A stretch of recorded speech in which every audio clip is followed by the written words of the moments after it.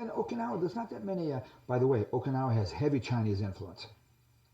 You'll see in Okinawa the broadsword. You'll see a Tai Chi sword. I've been to Okinawa 26 times. I think I've seen just about every dojo in Okinawa.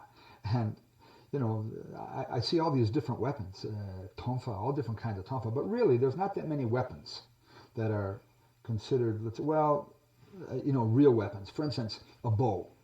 Originally, a bow had a blade on it, like a yari, like that. Then later on in history, when they took the blade off, they used the bow without a blade on it, but still for stabbing and striking and stuff like that.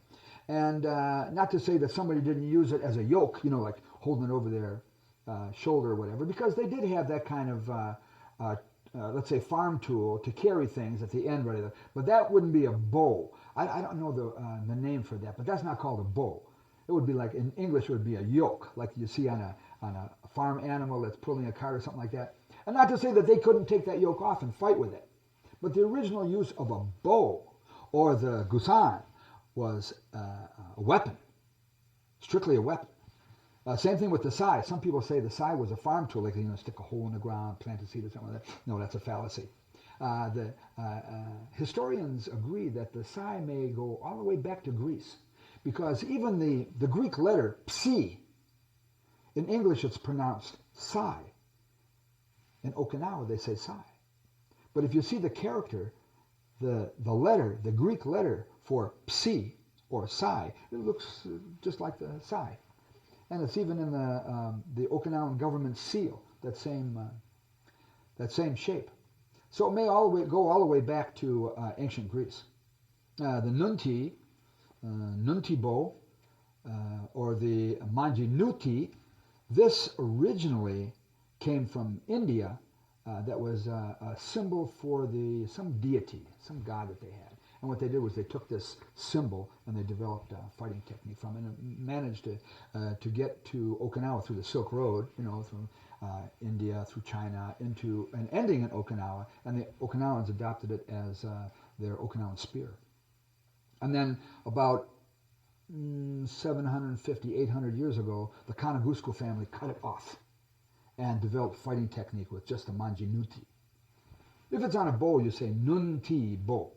But if you cut it off and use it, the weapon like that, you say nuti, like N-U-T-I, nuti, like that. Nunchaku was on a horse.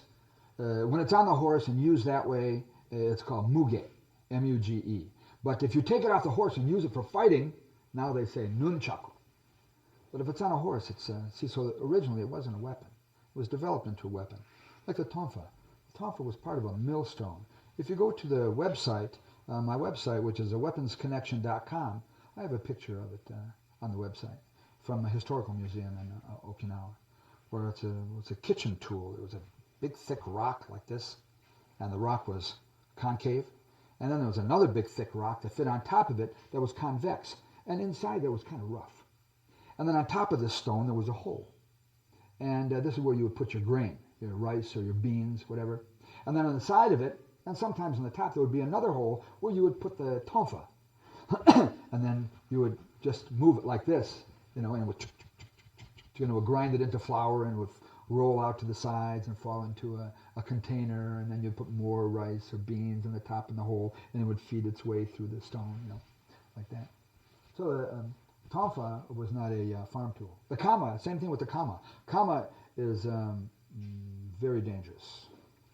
And the kama was a farm tool. It was for cutting grass and cutting sugar cane and stuff like that. But it was developed into a weapon. I guess here in the United States you could probably use a pencil or a ballpoint pen as a weapon too,